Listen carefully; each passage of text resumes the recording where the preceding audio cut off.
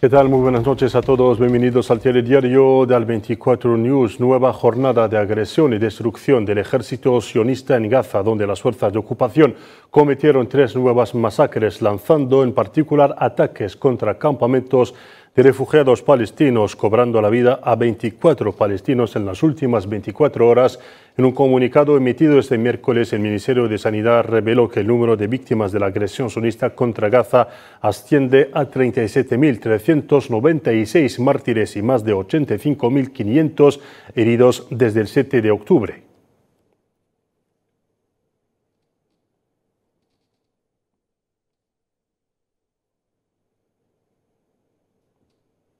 La directora de una comisión de investigación de la ONU, Navi Pillay, afirmó este miércoles que el ejército sionista está llevando a cabo el exterminio de palestinos y añadió que los autores de abusos en el conflicto deben rendir cuentas. Comentando las conclusiones de un informe publicado la semana pasada, la responsable onusiana afirmó que Israel es responsable de los abusos más graves tipificados en el derecho internacional, conocidos como crímenes contra la humanidad. This is the body we report to.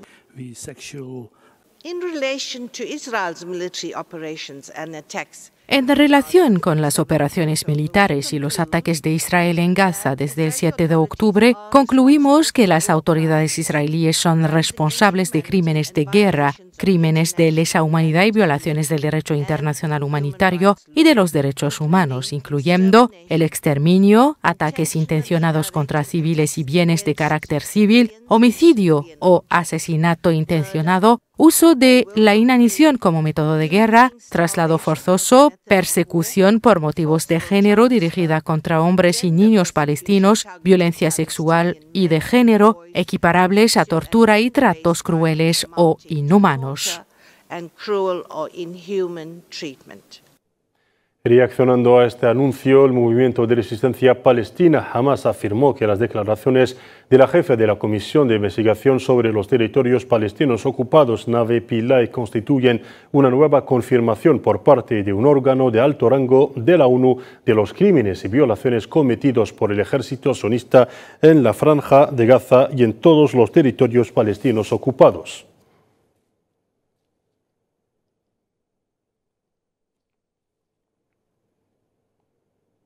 Volviendo a la situación en el terreno y del lado de la resistencia, las brigadas Saraya al-Quds, brazo militar del movimiento Yihad Islámica, publicaron imágenes, vídeo de sus combatientes bombardeando a soldados y vehículos sionistas durante la incursión de estos últimos en el campo de refugiados de Jabalia, en el norte de la Franja de Gaza.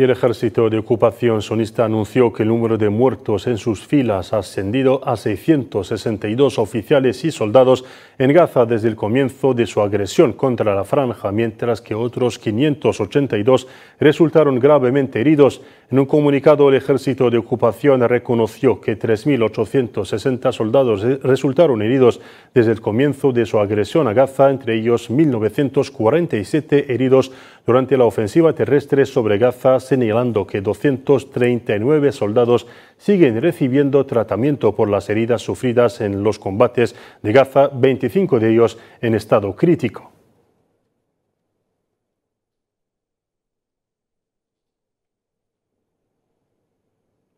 El líder del movimiento libanés Hezbollah, Hassan Nasrallah, advirtió este miércoles a la entidad sionista contra una ampliación del conflicto armado. En una aparición pública, el líder del Hezbollah afirmó que si la guerra se extiende en el Líbano, la respuesta de su movimiento será sin control, reglas y sin techo.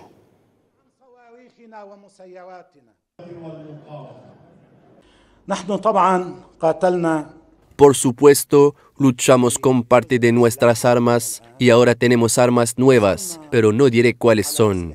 Cuando se tome la decisión, se verán en primera línea. Ellos tienen que esperarnos en tierra, aire y mar. Lo hemos dicho antes y volveré a decirlo hoy. Si la guerra se impone en Líbano, La resistencia luchará sin control, sin reglas y sin techo.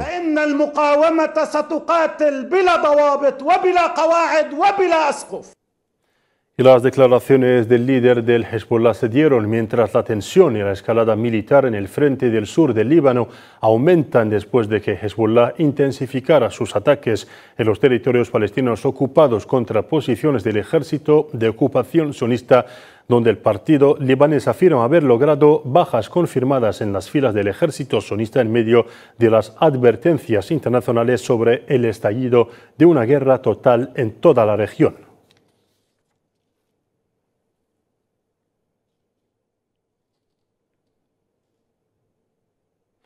Y en Siria, la agencia de noticias SANA informó de que un oficial del ejército sirio resultó muerto como consecuencia de una agresión perpetrada por la aviación de la ocupación sionista esta mañana en dos lugares del campo de Quneitira y Dar'a. Citando una fuente militar, la agencia anunció que el enemigo sionista lanzó una agresión aérea con aviones no tripulados apuntando a dos posiciones militares de las Fuerzas Armadas sirias, provocando también pérdidas materiales.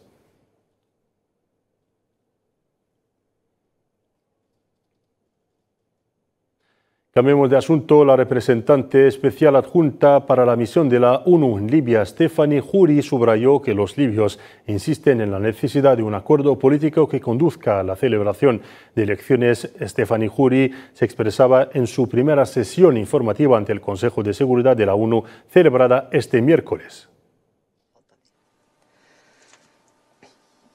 Mantuve reuniones en el este y el oeste de Libia. Encontré a responsables políticos y militares, así como a organizaciones de la sociedad civil. Entré también en contacto con la clase cultural. Los ciudadanos expresaron globalmente la necesidad de llegar a un acuerdo político y organizar elecciones creíbles para restaurar la legitimidad en todas las instituciones. Hemos examinado la necesidad de una operación global dirigida por una autoridad libia unificada para superar la crisis política y apoyar al pueblo libio para que realice sus aspiraciones de paz, estabilidad, desarrollo y democracia.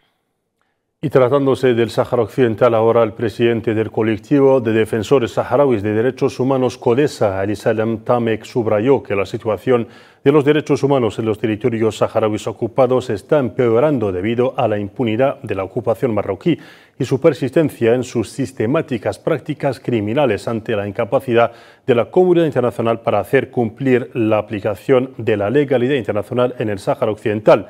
En declaraciones a la agencia argelina de noticias, Tamek alarmó sobre la situación de los derechos humanos en el territorio ocupado como consecuencia del bloqueo de seguridad militar y mediático impuesto por la ocupación marroquí.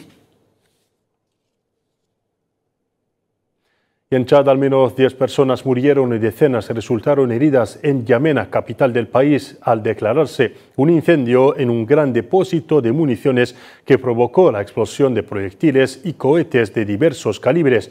El presidente chadiano Mohamed Idriss Déby ha ordenado una investigación sobre las causas y responsabilidades relacionadas con la explosión de este depósito de municiones situado en el campo cercano al aeropuerto de la capital Yamena.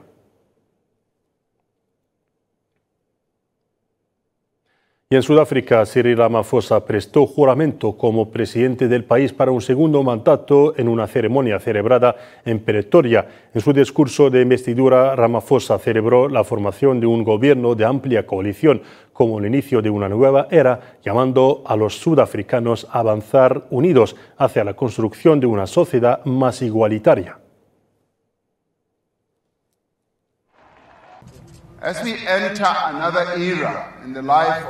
Al entrar en una nueva era en la vida de nuestra nación, la resistencia de nuestra democracia se ha puesto a prueba una vez más y el pueblo ha declarado alto y claro que prefiere la paz y la democracia al conflicto, la violencia y los métodos antidemocráticos y anticonstitucionales. Ahora es un momento en el que tenemos que elegir avanzar juntos o arriesgarnos a perder todo lo que hemos construido.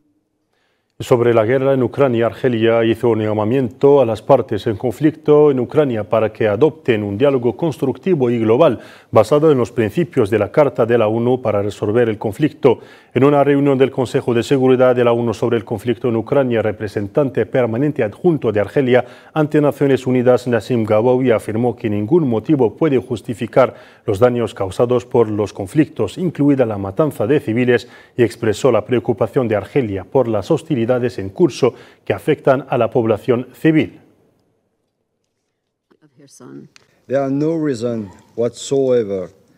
No hay razones que puedan justificar los daños causados por los conflictos, incluida la matanza de civiles y el sufrimiento de los refugiados y desplazados internos. Seguimos preocupados por la situación humanitaria como consecuencia del conflicto en Ucrania y por las hostilidades en curso y cómo afectan a la población civil y a las infraestructuras civiles. Corea del Norte y Rusia han firmado un acuerdo de defensa mutua en caso de agresión, según anunció el presidente ruso Vladimir Putin, tras mantener conversaciones con el líder norcoreano Kim Jong-un en Pyongyang, un acuerdo que ha suscitado preocupación de Occidente. Los detalles a continuación con Kahina Mansari. 24 años después de su visita a Corea del Norte, el presidente ruso Vladimir Putin inició una visita a Pyongyang, donde fue recibido con alfombras rojas, rosas y guardia de honor. Las calles de Pyongyang fueron decoradas en la ocasión con banderas de ambos países y retratos gigantes del mandatario ruso. Esta recepción rimbombante refleja la invencibilidad de la amistad y de la unidad entre ambos países, así como una cooperación cada vez más consolidada que ha alcanzado el nivel de fortaleza estratégica, dado que esta alianza dio un paso más allá tras la firma de un pacto que acelerará la creación de un mundo multipolar.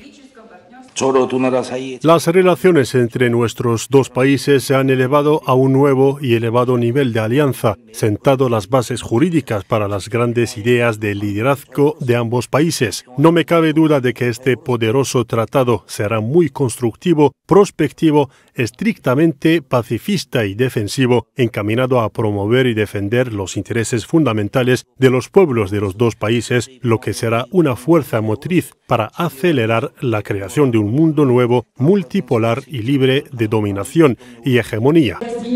El pacto, que marca una nueva era en las relaciones entre Moscú y Pyongyang y que suscita vivas preocupaciones en Occidente, prevé, entre otros puntos, una asistencia mutua en caso de agresión a una parte.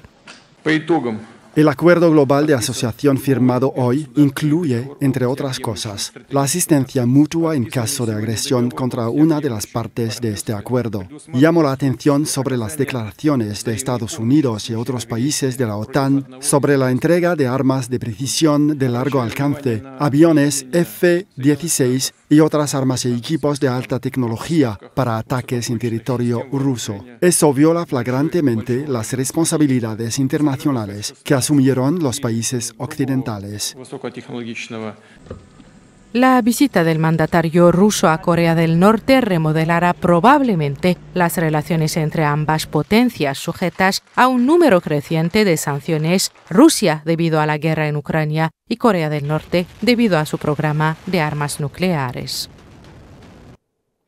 Y con la visita del líder ruso a Corea del Norte cerramos las páginas de nuestro informativo. Gracias por su atención y hasta mañana.